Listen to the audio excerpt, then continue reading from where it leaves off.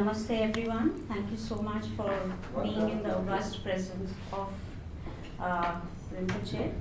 So we are extremely honored, humbled, grateful and deeply blessed to be in the august presence of Guru Vajradhara, His Holiness the 12th Chamgon Thai Situpa,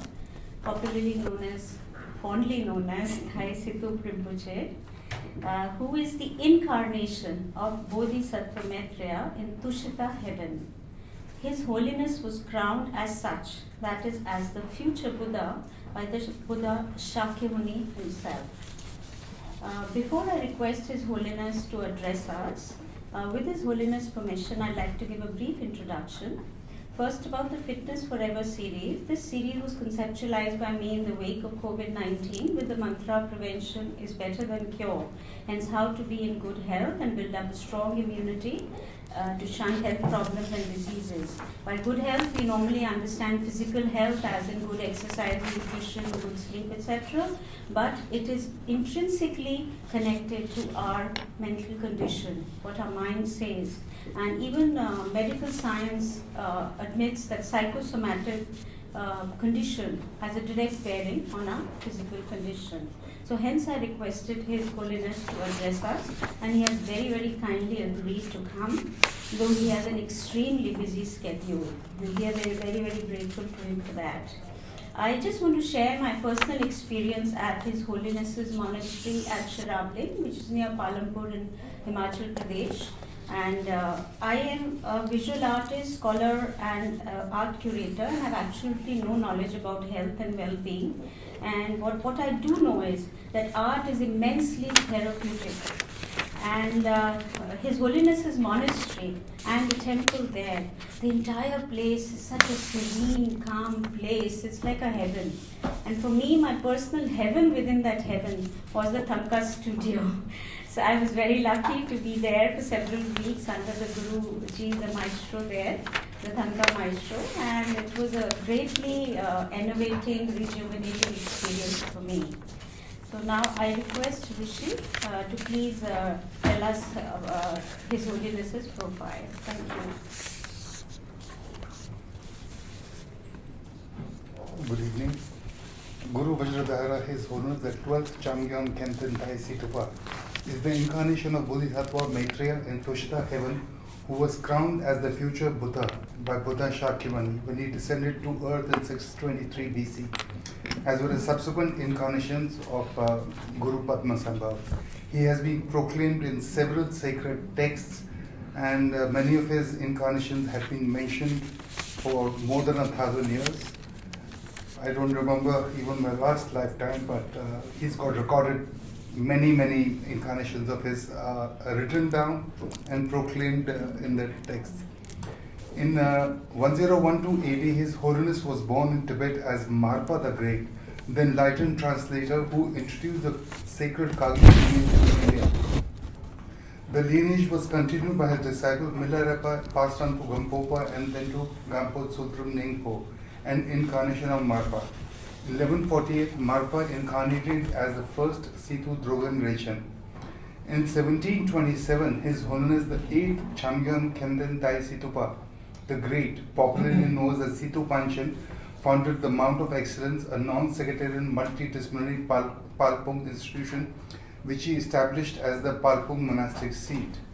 As the supreme head of Palpung monastic seat, oversees 180 monasteries of Kagyu lineage, 300 Bon and Buddhist monasteries, and over 1,000 affiliated branch temples and 18 monastic estates throughout Tibet. The current Guru Vajradhara was born to a farming and nomadic family in eastern Tibet in 1954. He was enthroned to Palpung monastic seat shortly afterwards. In 1959, at the age of 5, he was brought to safety by senior lamas from the Palpung monastic seat to Bhutan and then to India, following His Holiness the 14th Dalai Lama. His Holiness has received ordination from His Holiness the 16th Gyalpa Karmapa and from a great number of eminent masters. By the age of 22, he had received the entirety of basic and advanced studies and transmissions. In 1976, at the age of 23, His Holiness established the Palpung Sharabling monastic seat in Himachal Pradesh in India, where he trains, educates, ordains, transmits precious teachings to the next generation of Buddhist masters across and beyond all denominations and ethnicities. In 1984, His Holiness founded the Maitreya Institute dedicated to interfaith and interdisciplinary harmony based on love, kindness, compassion, and wisdom. His Holiness has a great concern for disharmony among people, religion, ideology throughout the world, and environmental degradation.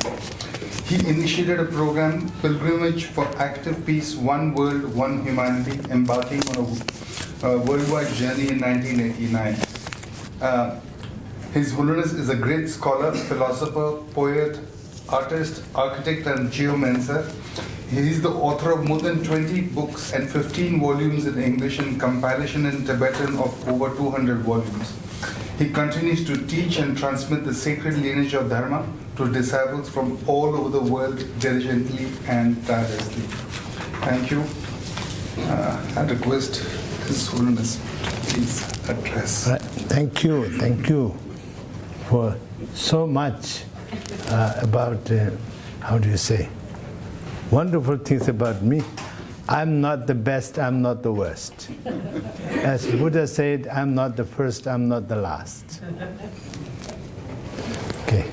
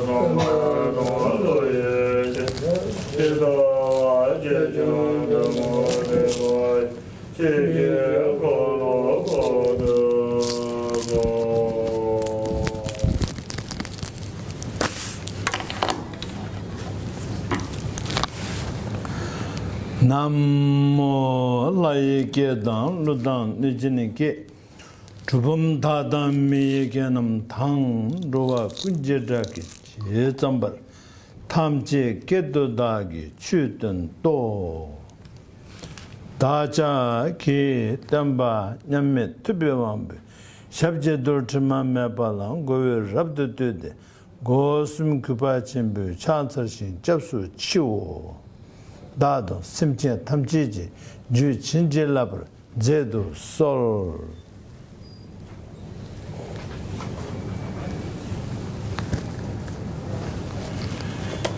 Deya ta shame shamawati shamede shadru ankure mankure maranzite karunre kiyoreten zovat.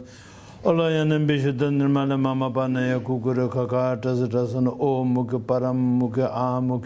Shamidan Sarvata Bendananinde the Sarvapara Travantanam Bimuta Marapash Sabata the Buddha Mudanunga the Saramare Puzarata Parishudin Bigasant Sarva Maragarmani. Good late afternoon.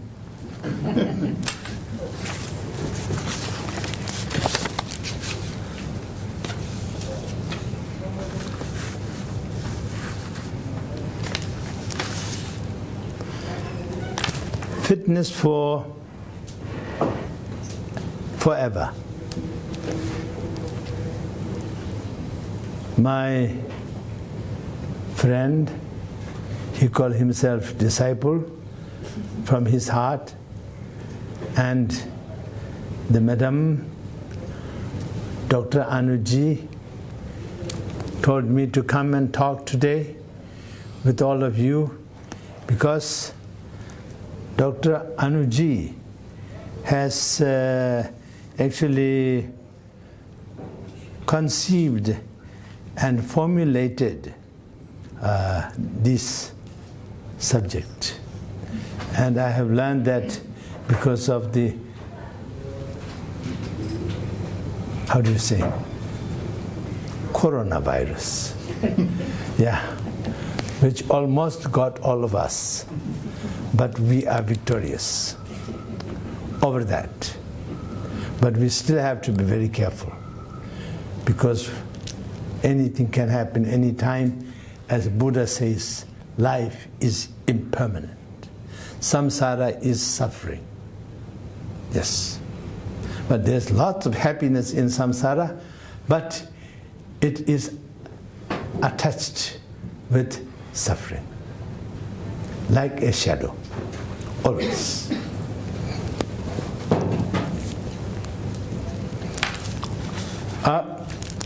This subject is very vast, actually, but I do my best. So, in primordial essence of everyone and everything, there is no such thing as fit or unfit. Everything is perfect all the time. But in a relative manifestation of that same perfectness, when it is hosted in this, we know very well, not so perfect body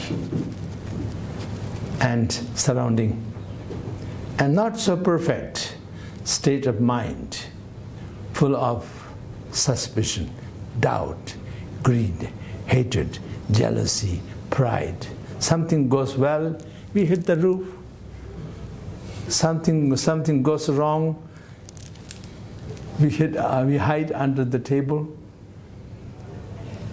Everything is functioning, we are doubting of everything else, so that we forget to enjoy. So that is the health. I don't think that sounds very fit.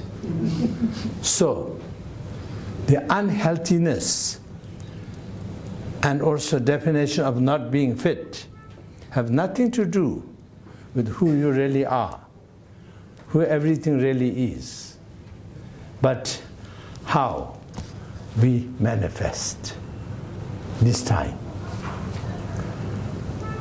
I'm sure all of you believe in karma. Some of you believe 100%, some of you believe as part of the culture. I believe with full understanding and clarity, with no trace of superstition. Everything is karma, result of karma. Everything that we do becomes a karma. It's so simple. You throw up a flower will fall down. You throw up a rock will fall down. You throw up an empty bottle and expect it to disappear without affecting the environment. That is superstition. When you don't believe karma means you throw up something and then it will have no consequences. And also you think your happiness is your own doing, your suffering, of course it's your own doing, but your suffering is somebody else's doing. That is when you don't understand the karma. Your happiness, my suffering, your suffering, my mistakes, your mistakes, my knowledge, your knowledge, everything is outcome of our own doing in this life, for sure.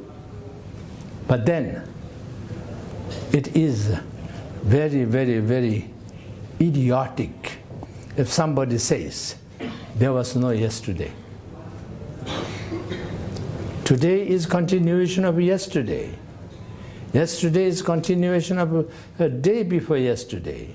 So, this life is continuation of last life, and last life is continuation of life before. And life is just, this time, my uncorruptible, your uncorruptible, absolutely forever fit, that essence is in this.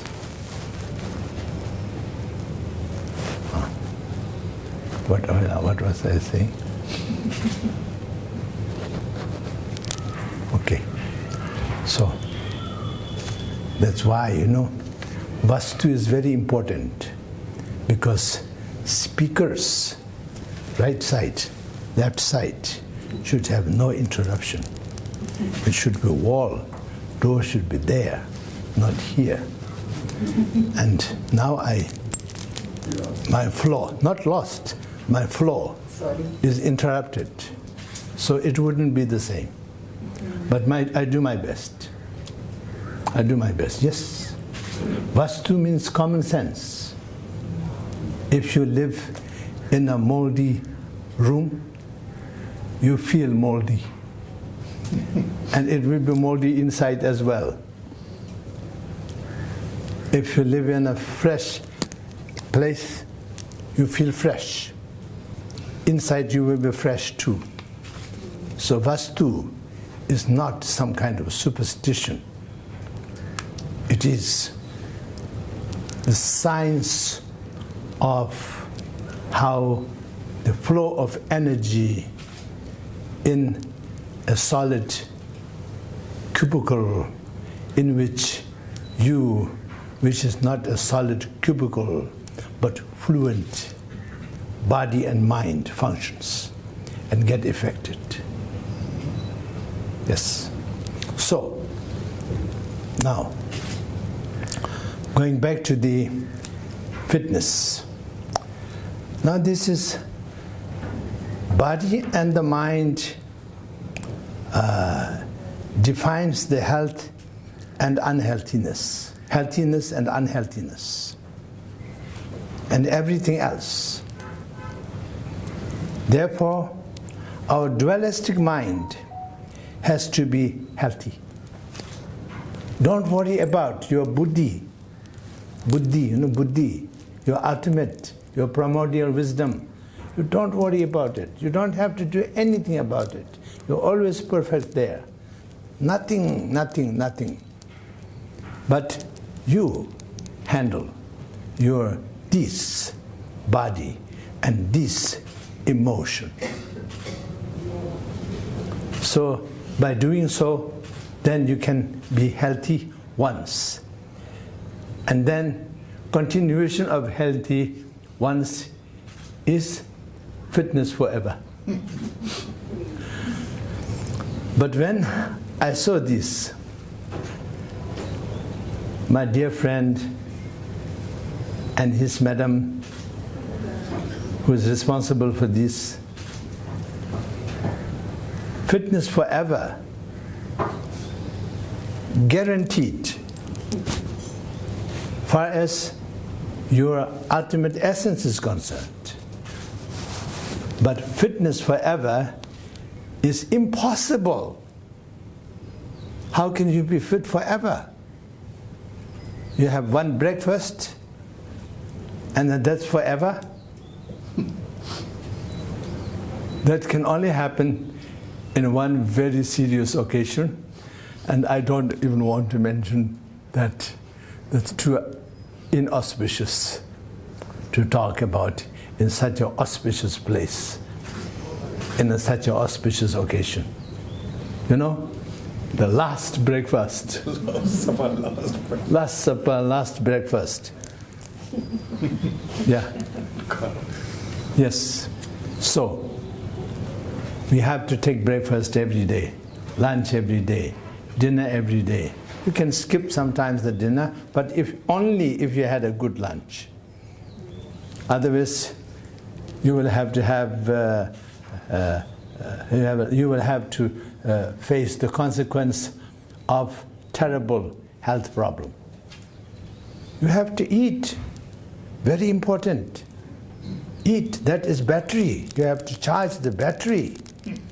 How can you run anything without battery? Food is our battery. You have to eat. Eat well, drink well. I don't mean the certain type of drink. It exists. There must be some role which I don't understand, but that's fine. But, you know, we have to really eat and drink properly in order to keep healthy. And what we eat is also very important. But some of my friends long time ago, those days I'm in 20s, I have much more ego than now. I still have ego, but those egos are a little bit less sophisticated. Then that gentleman said, "We are what we eat." I said, "Really?" Then he said, "Yes." Then he was pointing at me.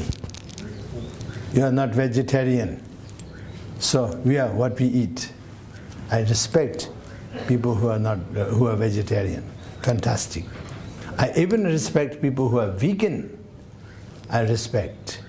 I say even because I really hope and pray and they will get through vegan for entire their life. Because life is short, but it is couple of years, you know, and couple of years. And maybe 5 decades, 7 decades, 8 decades from now. So you should be true vegan for all of that. That would be wonderful. But I personally am not vegan, not vegetarian, not non-vegetarian. I eat everything. Vegan, vegetarian, non-vegetarian, as Buddha say. Whatever you are given, you should eat.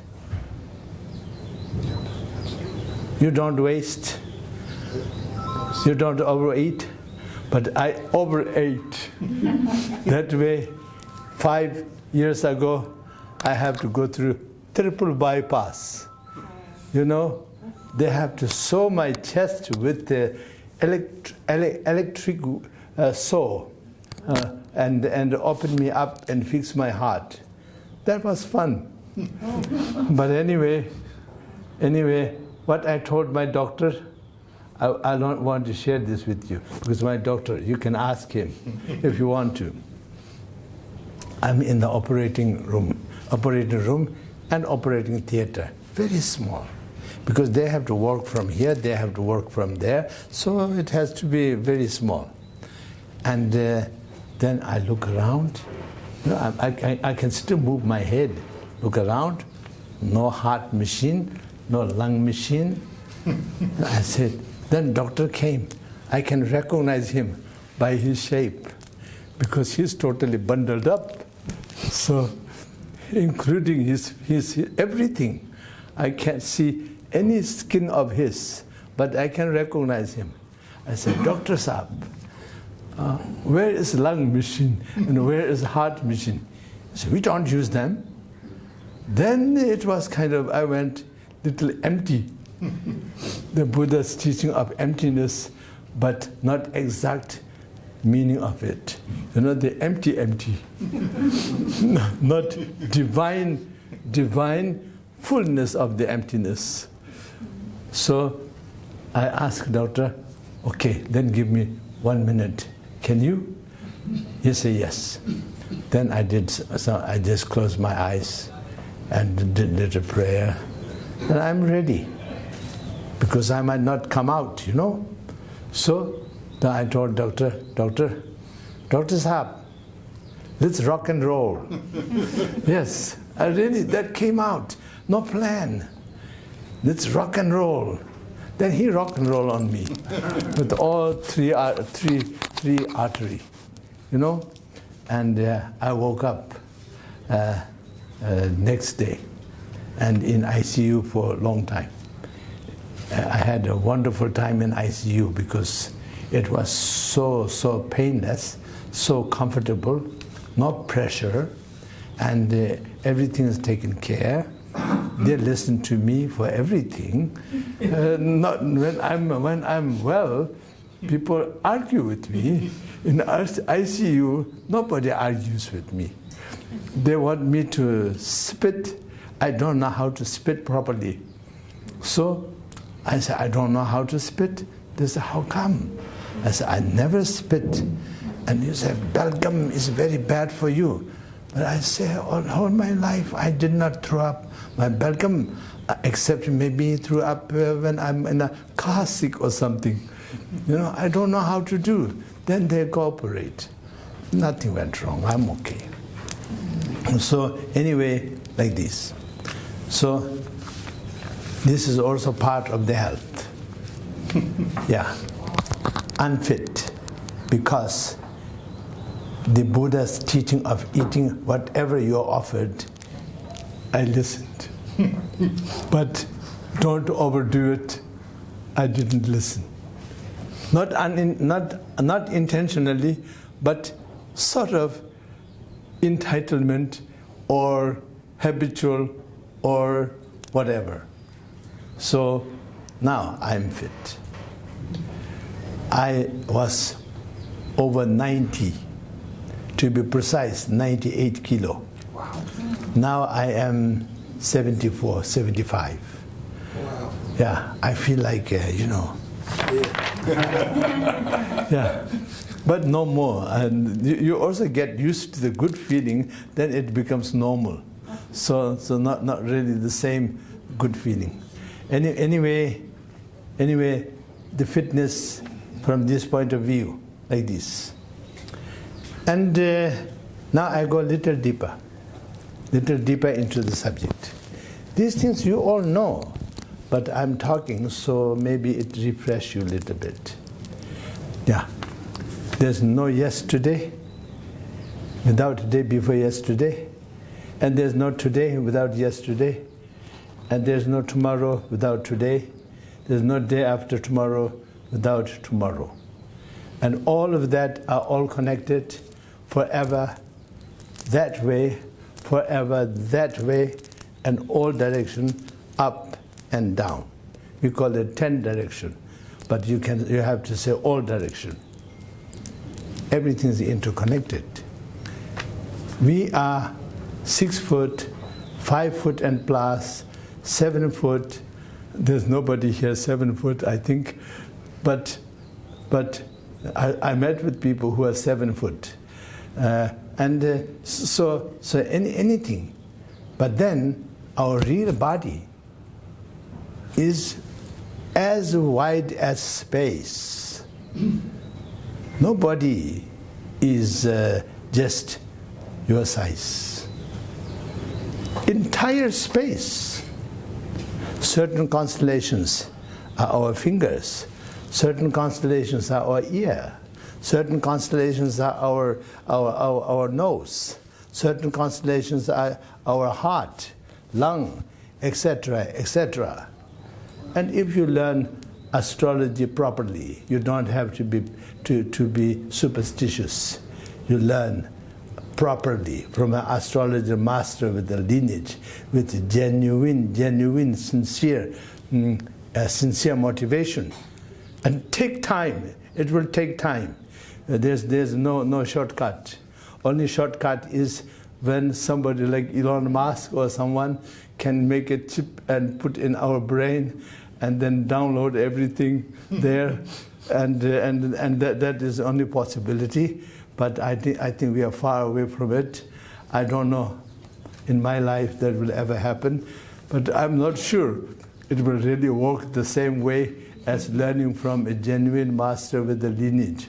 I don't know. I cannot say one way or another, but possibility. Impossible doesn't exist in my dictionary. Yes, I write impossible, but impossible is impossible. You know, impossible is impossible. Yes. Possible is possible. Yeah. Anything comes to your mind, it's possible. Otherwise, it will not come to your mind. Right? Anything you perceive is possible. You can go here and there all over the world without anything. Just as some device, small device with no noise, no danger. Possible. But when? I don't know. How? I know a little bit, because I went in a big plane with so many seats and very noise and big machines and very dangerous and huge of lots of fuel, which can cause absolute mayhem, you know, with any little mistake, right? You press the wrong button at the right time, wow! Or right button at the wrong time, or wrong button at the wrong time, or whatever. Let's go. Yeah. So I know it, but we can go over that, and can have individual, just like three-piece suit, you know. You put that suit and you put that juta, babuka suit, up upar, aram se. Yeah. Next level of Biman, right? Yeah. How do you say it properly? Viman. Viman, yeah, Viman, yes. So possibility is there, and so this way, to be truly healthy forever, and so that is that I understood. The Dr. Madam meant as a human community, as well as individual, human community forever, and individual far as possible, with our own physical capacity. I can transplant hands if things goes wrong. I can transplant lungs if it goes wrong. But if I transplant everything, then it will not be me. It will be just transplanted heap of something look like a me, or not even look like a me. You know, I will be a transformer or transponder or whatever. So I will not like that. I don't like to have that kind of life. But I'm talking about it from out of ignorance, because I never had that experience. I'm even not good at computers, and I call myself IT idiot. But that doesn't mean I can't break computers, because I have broken many of them by mistake. They're becoming very sophisticated. So now this is one way, and then in the tantric aspect of Lord Buddha's teaching, the description of body, on which most people, 99 point of the human population, educated population, will define health, fitness, when they talk about this. Then that is described in tantric teachings. Say Vajra body, Vajra body have 6 supreme, let's say, entity. And that supreme entity is space inside. Space. If we don't have space, how do we chew our food? How do we drink? How do we, it's lots of space inside. And then the air, the breathing, we all know. We breathe, I think, how many 100,000 times a day? 1,600 in one day. Yeah. So be a little loud, please. Here, to the mic. 21,600 times a day. Yeah. See? So that much we do. And that is air. And there's many levels of air, but that's one most superficial aspect. And then the warmth, the heat, the body is warm. Soon as we die, body become cold. Long as we live, our body is warm. But when certain part start to become cold, then that means that part is about to go up, So I have to fix it before it really becomes cold.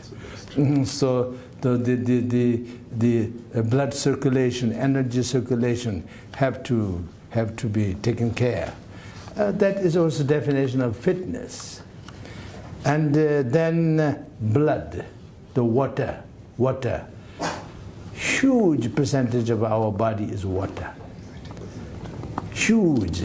And then that is also the blood aspect of that water is also a huge percent.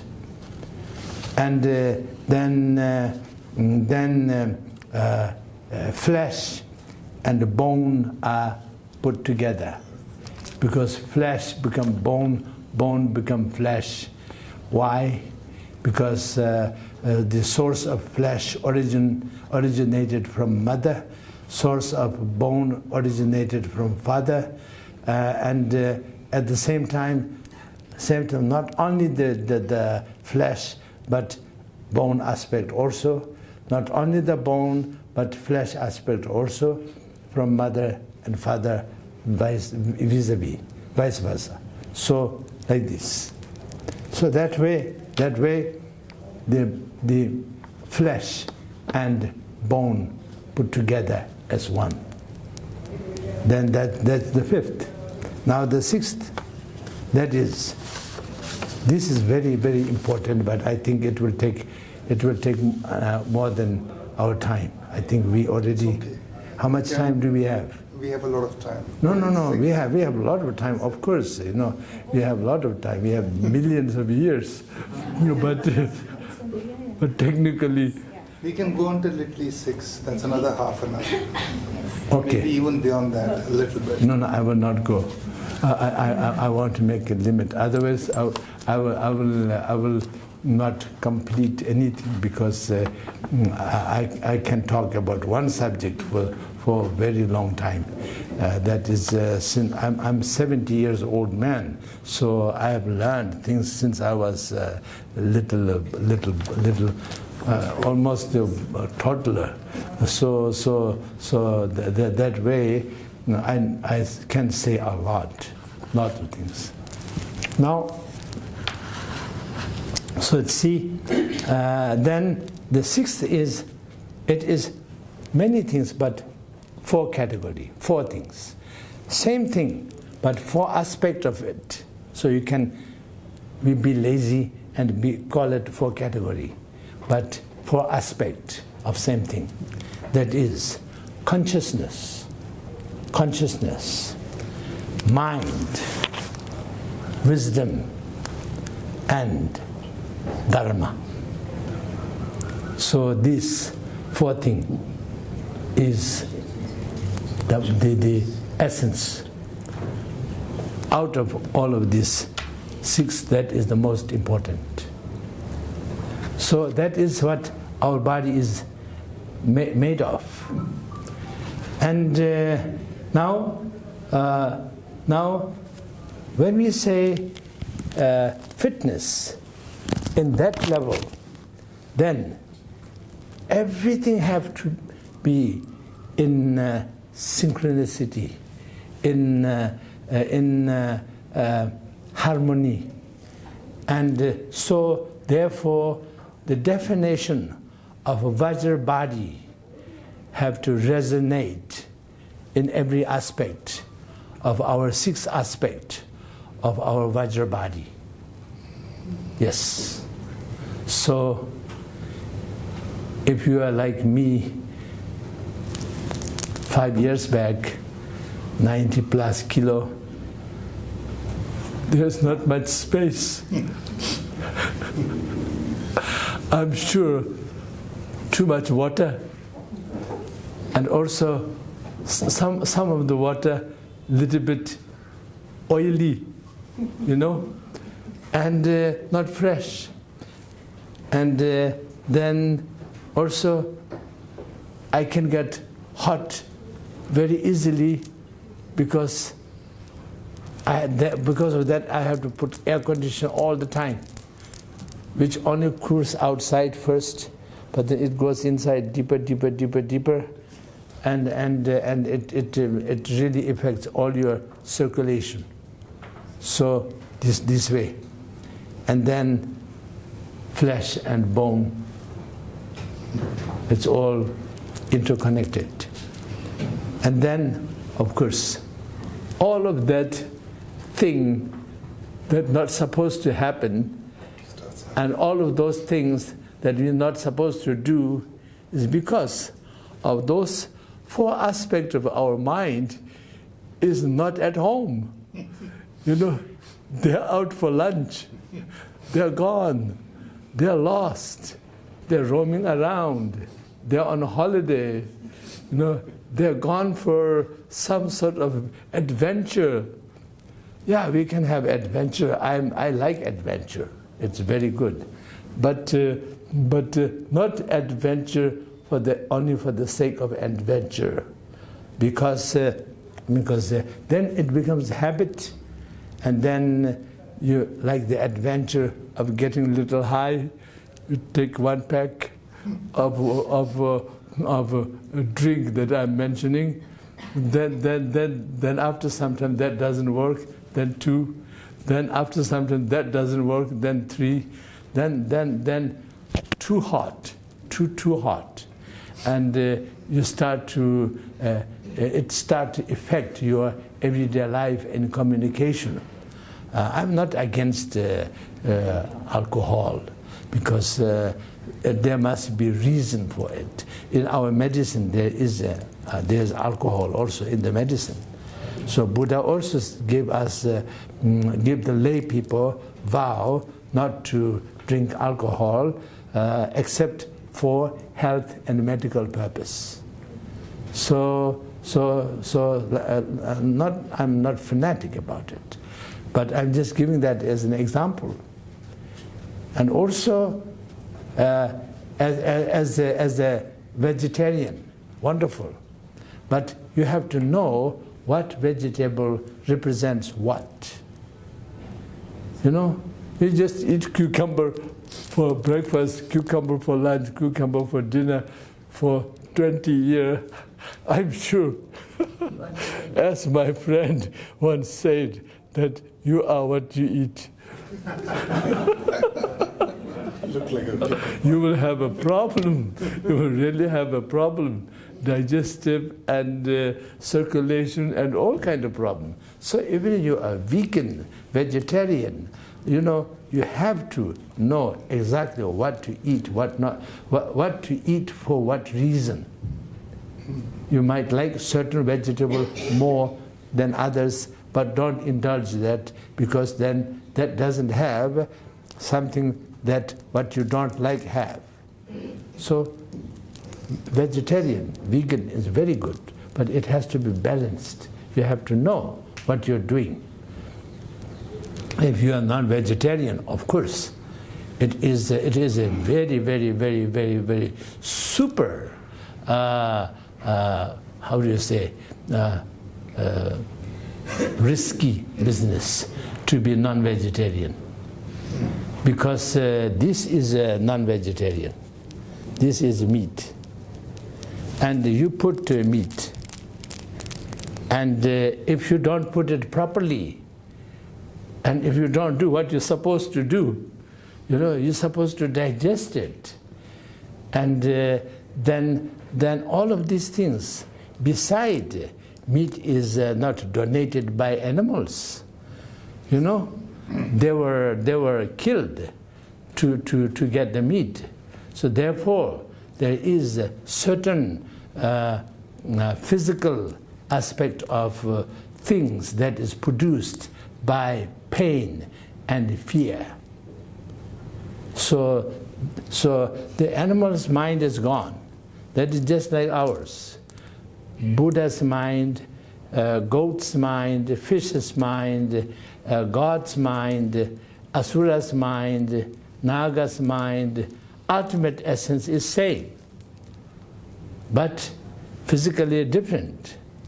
So, what we are eating is not the mind of that animal, but we are eating that body of that animal, and it have some things in there, and that will be very, very serious for your fitness, your health. Some good for you if you know how to eat it properly.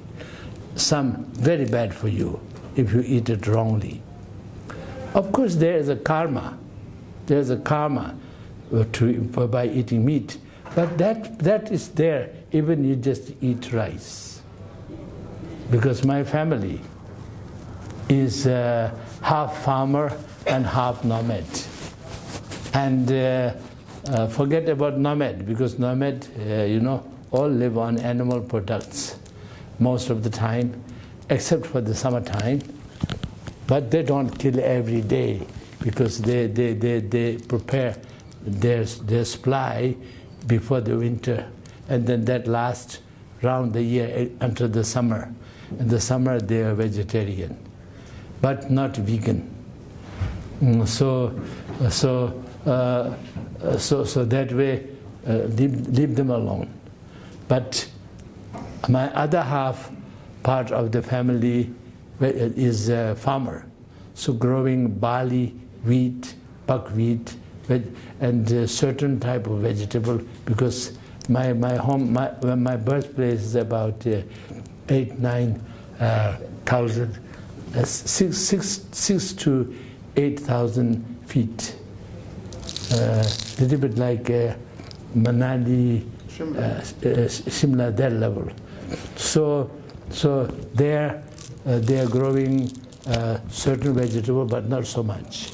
But wheat and barley and buckwheat and so on and so forth.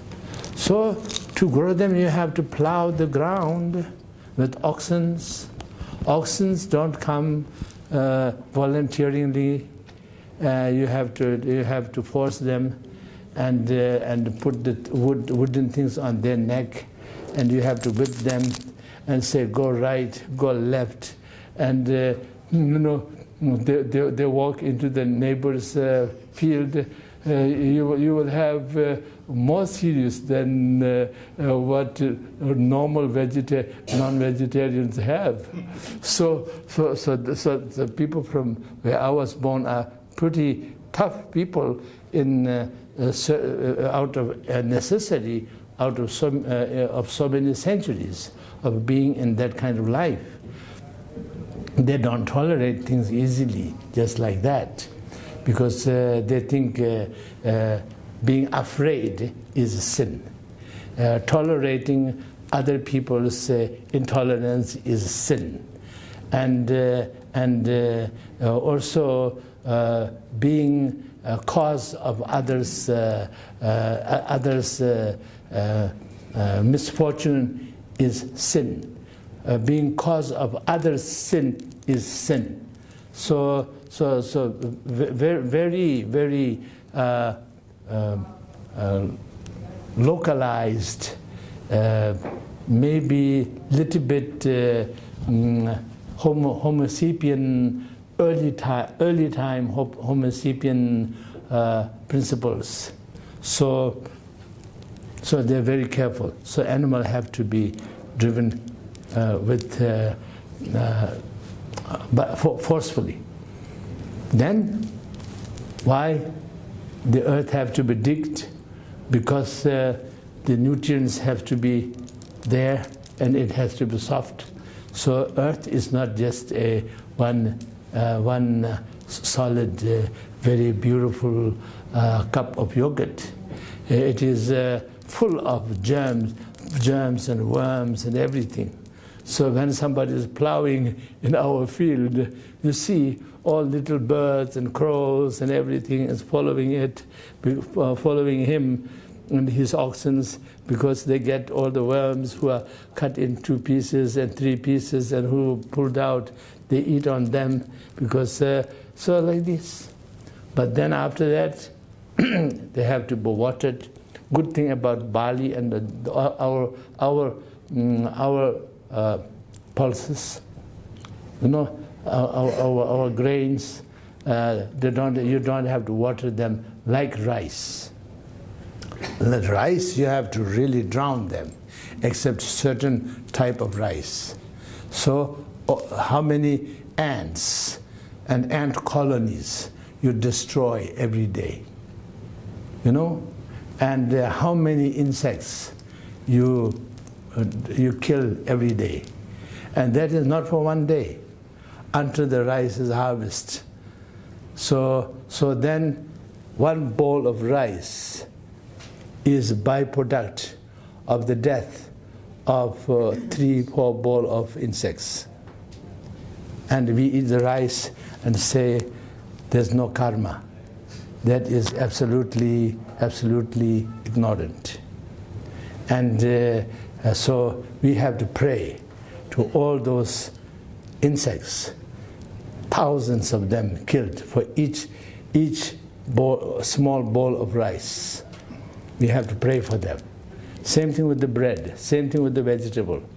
Now hydroponic, I'm really very much excited about it, but I'm sure there's also something, because if there's no life, the life will not develop. So there has to be some kind of life in there in order for it to be so lush and tasty and fresh vegetable. So therefore, all of this has to be honestly looked into and taken care. So it is very good to be vegetarian, very good to be vegan. But if you think eating rice have no bad karma, it have bad karma. But the difference is, eating vegetarian is civilized. Yeah. And eating non-vegetarian is uncivilized, because you cut some animal, in a certain way and cause the death, and then you eating the hand, you eating the finger, you eating the cheek, you eating the ear, and so that is quite gross if you come to think of it. So that way it is a bit unclean and uncivilized. But as far as karma is concerned, eating rice, eating vegetable, eating anything have karma. We should not be so superstitious about it. We should never encourage superstition of any kind. And some people think that before slaughtering animal, you say some mantra to them, and then slaughter them, then they will go to heaven. Thank you so much for being so considerate, but I don't buy that. Because if I'm that animal and I have my kind of stubborn mind, I will have a good kick until I can't kick anymore, and I will kick where it hurts the most. because some of these guys are killing me, and why? They want to eat me, you see. And then this is some mumbo jumbo. It's not really mumbo jumbo. Mantras are very sacred, but for somebody is being killed, will be like a mumbo jumbo, and then they think it's okay to kill me, and so take this, and hit here, hit there, and try to get away. But of course, animals are too clumsy for human, most of them, and they are very they're trusting humans so much that that kind of thing doesn't come to their mind. So they just sit there, and they think they're getting vaccinated, Actually, they're getting killed, But when they're tied up, they think, oh, these poor humans, they don't want me to hurt myself when he vaccinates me for my good. So let him tie me up. But it's a really serious thing, and eating meat is serious thing. But me talking about it might sound like a hypocrite, but I am not a hypocrite. I don't go and hunt for meat.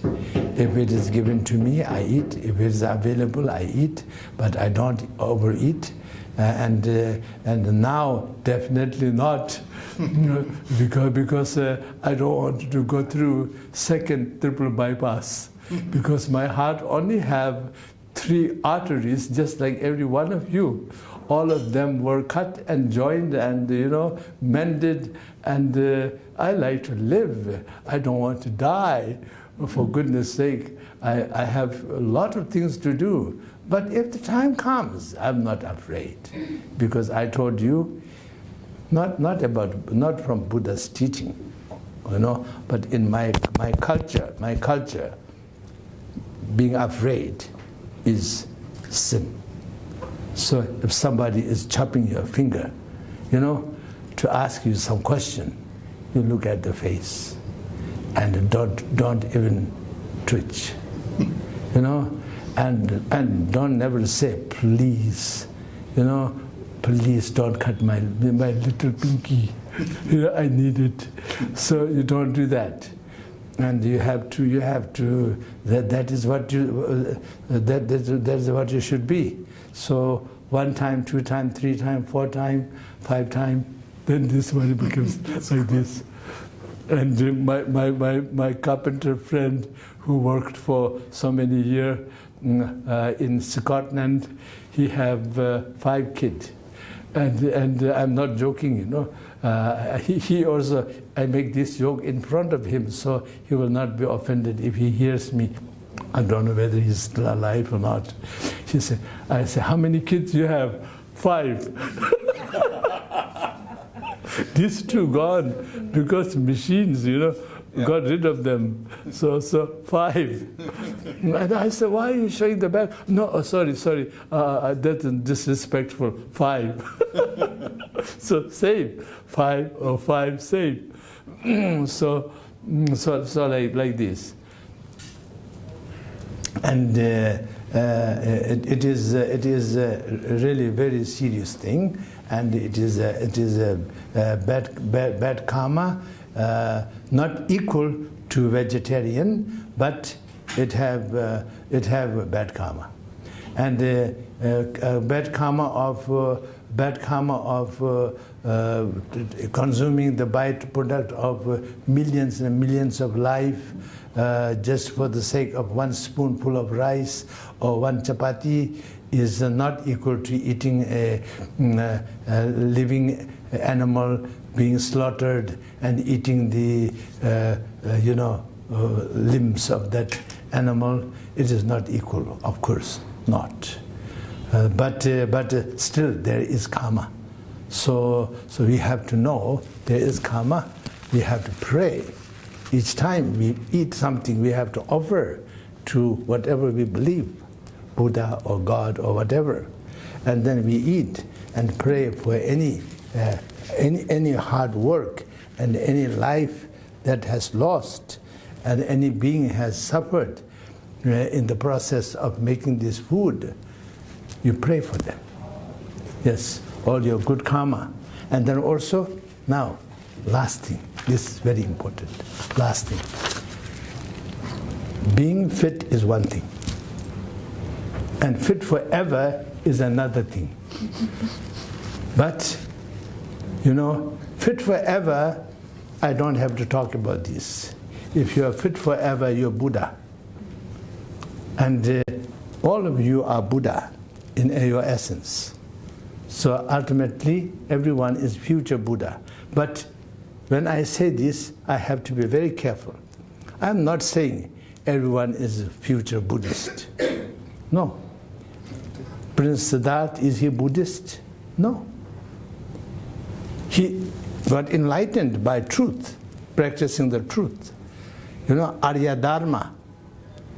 Then he became Buddha. And his teaching, people start to call it Buddhism. And then we are supposed to be Buddhist. And then people even call Buddhahood. He reached Buddhahood. What kind of hood? I don't know. But there must be so many meanings in that hoodness, So anyway, Buddhahood. But I think Buddha family, like joining the club. I'm a member here, so I see I see hood. Just by the definition of being a member. So I don't know where does that come from, this Buddhahood, but I respect it because so many great people say that, so that's fine. I'm being bit to a Tibetan Buddhist, as His Holiness Dalai Lama say. We analyze, and which is a part of our teaching. We don't believe just like that, but when I analyze too much, then my friends, when I was much younger, I'm not like now. Now I'm really like a little puppy. But those days I'm quite severe, and when somebody talk to me, even say simple thing like "How are you?" If I want to be difficult, and I say, "Okay, let's go and go somewhere and sit down." And ask our attendants to bring some tea and food and everything. And I have to talk about you, how I am. Maybe it will take at least 3 hours. Because I have to talk about how I am. So when somebody say, how are you? You just say, I'm fine. That's a lie. That's really a lie, not a bad lie. You must say, I'm fine. You don't follow me on this, then your life will be very difficult. So waste lots of time. Don't do that. Just say fine, and you, and they say fine, I'm well. Okay, good. Then you go for where you have to go. Otherwise, I tell them, there's what? There's something wrong. Something wrong. Then okay, you ask me this question. So now let's go. Then they sit down. And then I say, okay, what did you say? How are you? Okay, yeah, yes. My ultimate Buddha essence is out of question. Perfect. Just like yours, just like everybody else's. But my relative mind, I have this. Even when you ask me this question, I doubt your sincerity. And I doubt your integrity, because do you know what you are saying? I respect you so much, but now you say such a stupid thing. And how are you? And I'd be so difficult. And then my friend give up and say, now you are debating with me. Now you are exercising pramana of dharmakirti and dignag, and the seven enormous. No, it's not a sign that we have to stop. No, okay, fine. Yeah, it's not a signal, right? Yeah, somebody is not being lazy. That's good. Working. That's good. So this seven text is fantastic, translated from Sanskrit to Tibetan, and then that is what His Holiness Dalai Lama meant by saying, analyze. So we analyze, and we also believe, of course. So many things we believe, but analyze, because so when my friends say, now you start to exercise your pramana, then I say, okay, sorry, very bad habit. And he said, no, that's very good habit. Then I said, okay, then sit down. Now we continue. Then he said, no, that's bad habit. Then he just get up and go, because impossible. Yes. So like that. Difficult friend, right? Yeah. But now I'm not like that. All of you can ask me, Rinpoche, how are you? I say, I'm very fine. Where's my cane? Because if I'm fine, why will I carry a cane? So temporary problem after my hospitalization due to acid problem, because teaching for 15 days with just rice and yogurt. Not because I became vegetarian, but I have a stomach problem. So developed some stomach problem. So 15 days. After that, 16, 17, 18, 19, 20 days, 21 days. I lived on a little bit of rice and little bit of yogurt for breakfast, for lunch, for dinner. Then I become sort of, about to fly without a machine.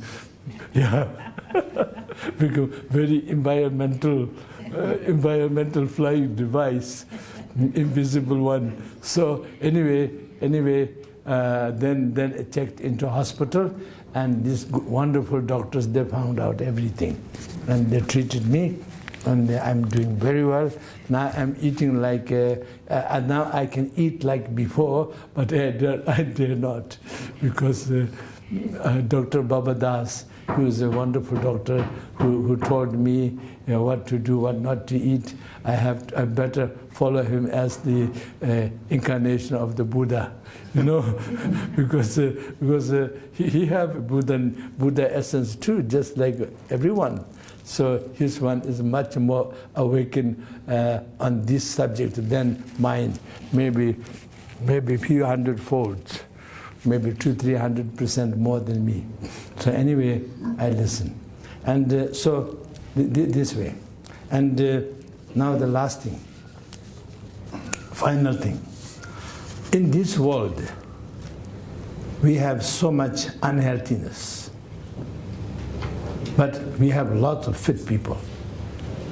I have lots of friends all over the world who are really addicted to fitness, and some of them become very unfit because of too much fitness. Yes, too much fitness. So overdoing anything is not good. Even forever fitness, overdo it, no good. You need little substance. for a rainy day.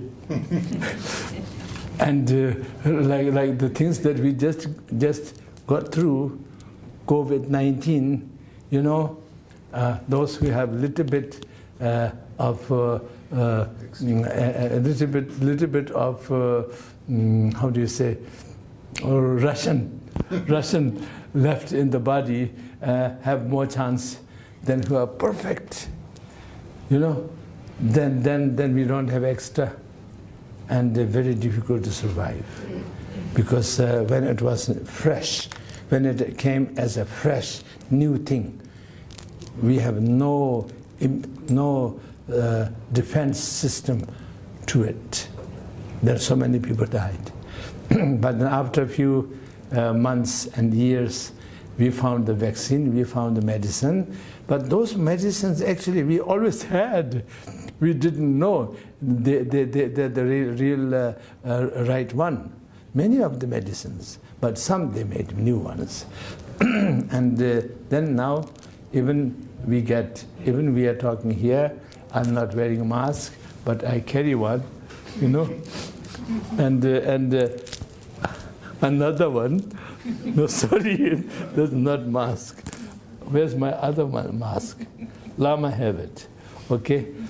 So this is brand new one that I came in when I was in the car. So like this, it is a very, very, very good thing, and now we are out of it. But you know, the fitness in so many different levels, and most important fitness is fitness of your spirit, and fitness in a such way that you resonates what you ultimately are at all time. And compassion, love, kindness, truthfulness, honesty, be respectful, and have integrity, and be loyal, be genuine, and then be honest, and not stupid honest with principle, honesty with principle. And if it is harmful for other people, you don't say, you're doing something wrong, terrible, you're a terrible person, very bad for your health. It will make them feel terrible. And it might develop, it might trigger some Tourette syndrome in them, you know, so that will be terrible, right? So you be honest, and everything with mindfulness and awareness, and with the principle of compassion and human brotherhood, sisterhood, and also all sentient being as a mother sentient being. I have been your mother countless times, father countless times. I have been your son countless times, your daughter countless times. And I have been other things, this animal, that animal, this bird, that bird, countless times, for 1,000,000% sure. So that way you feel connected to everyone and everything, and you be happy about where things are. It doesn't mean you should be lazy, and you should be and you should be somebody who is indifferent or neglect. No, you take care of things. You talk, you explain, but not desperately. Don't be a desperate person. Be a diligent person, but don't be a desperate person. Desperately, you will not get anything done. Even the simple things, you will make it worse. So that is what I can say. Forever fitness. Yes, Dr. Anu Jindal ji. Yes. Okay. So I'm so happy to be here in this In this way, I'm a club member, so I feel so much at home. I feel so much at home. It's actually work is going on. I'm so happy. Something is being improved. Yes, that's wonderful. That's wonderful. That's good.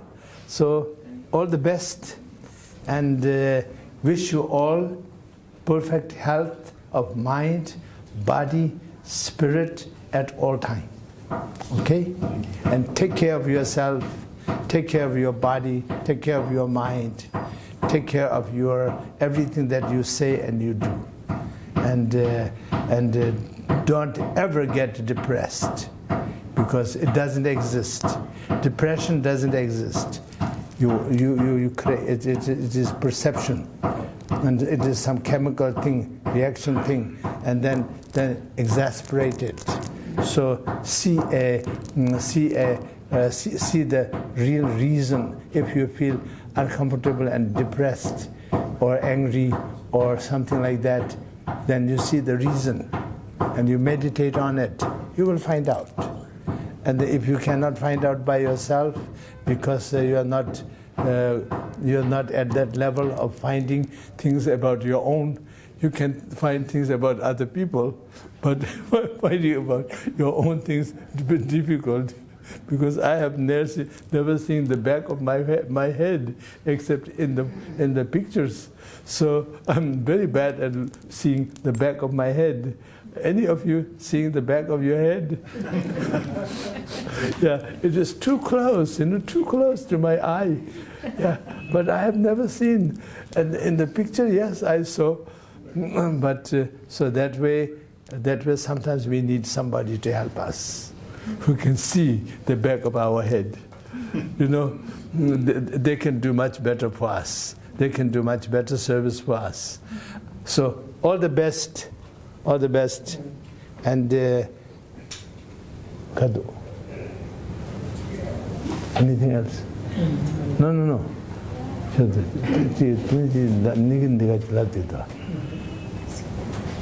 Yeah, that's okay. That's here. This kulu na chaku. Sonjele tepa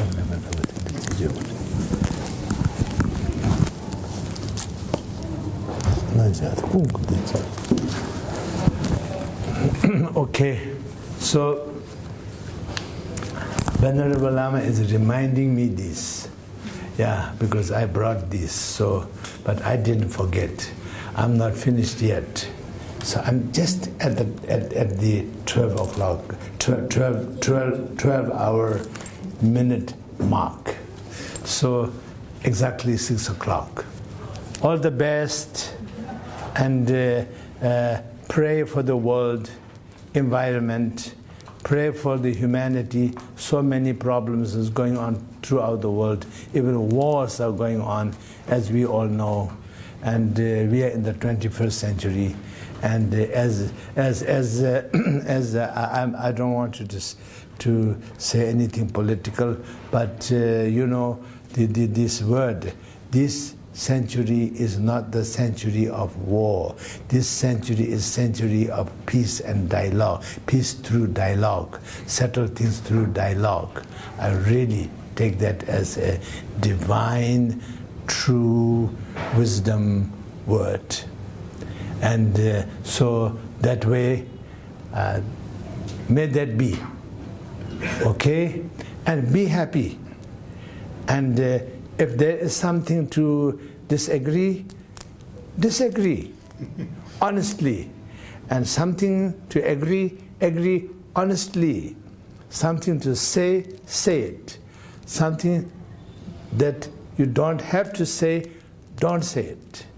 You want to say it, but you don't have to say, then just, I don't want to say the word. We have a tree monkey. Yeah, that is very good, very good. But not always, not always. If you practice that all the time, then nothing will work. So sometimes, you have to make little exercise, give little exercise for the tree monkey, because otherwise One monkey will be like this, one monkey will be like this, one monkey will be like this, and then they get frozen. So they need some exercise. So give them time. And so we also give ourselves some time to exercise. Yeah, okay? All the best, and may we pray to Buddha and all the Buddhas and Bodhisattvas and all divinity for the peace, true peace of planet Earth.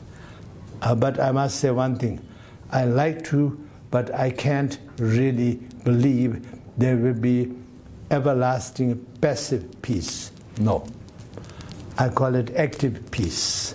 So dialogue, discussion, disagree, then talk about it, put it on the table, and then sort it out, whatever it is. Then that will be active peace, and things in advance, not last minute, too late, already log ahead, but last minute no, ahead, years ahead, decades ahead, think ahead. So think far away.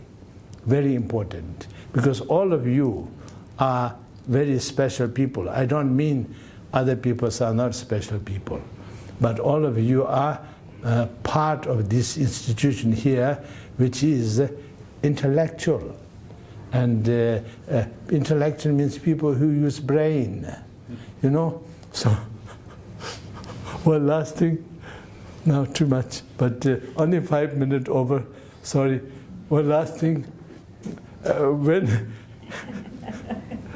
when we die, our brain should be useless because it will be overused. So do that. Use your brain. Use your brain. Use your common sense. So don't keep it. Don't keep it. Don't save it. Use it. Okay. All the best. So we pray for all of this to become the fitness forever, fitness, and also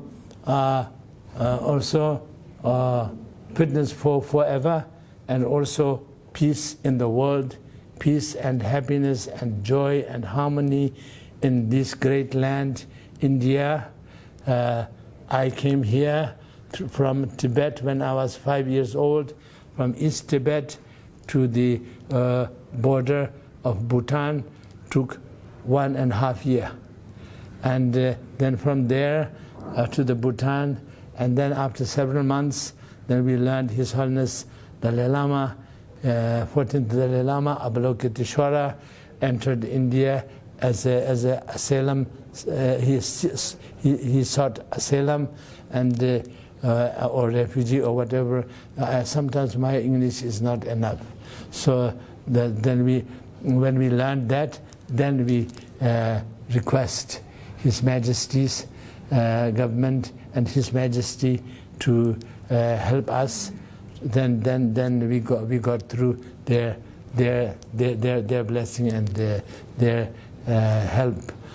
So those days, to go, we're a big group, so to go so many mountains, tropical areas. It is not like inside Tibet, which is so many plains, grassland, and so many places with no trees, nothing. But where I come from is full of trees, and many bears and many leopards and all kind of things. But up there only snow leopard and wolf. But in Bhutan it is really very difficult place. So it was so much appreciated, all the efforts that made us able to come to India. And I landed in Buxa, and I saw the train, so amazing. I still like that train with the smoke and the whistling. This present train, which is so comfortable, so clean, but just say boom, and then just I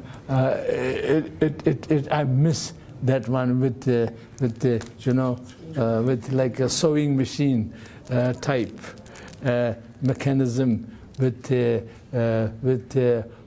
heated water and steam coming out, and that steam drives it, and then a coal is being shoveled there, one shovel after another, with this guy I really admired them, so hot, but have to shovel these coals, and in that chamber. So I miss them. So this is now where I end, and I got to India, and now I am here since I am 5 years old.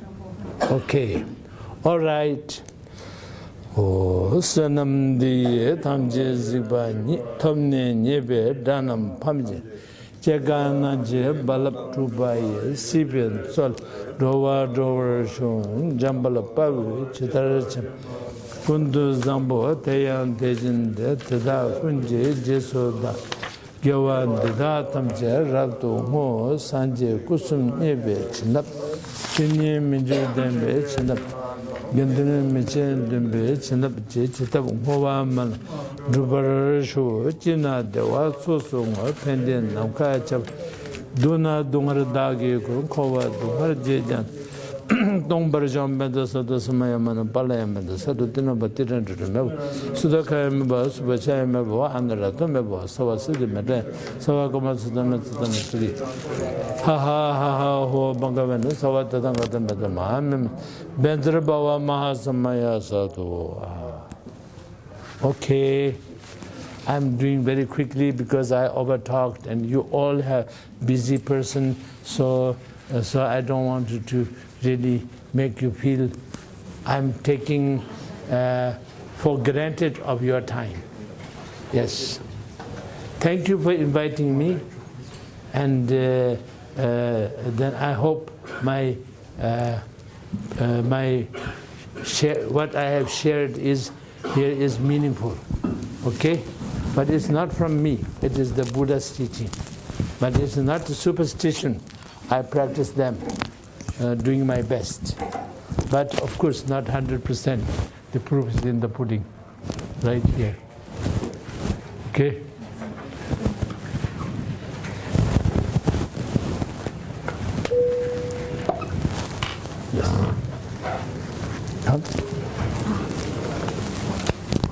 Okay. Give me this. Give me this. Give me this scarf. Yeah. Okay. Oh, thank you. Yeah. Okay. Yep. Okay.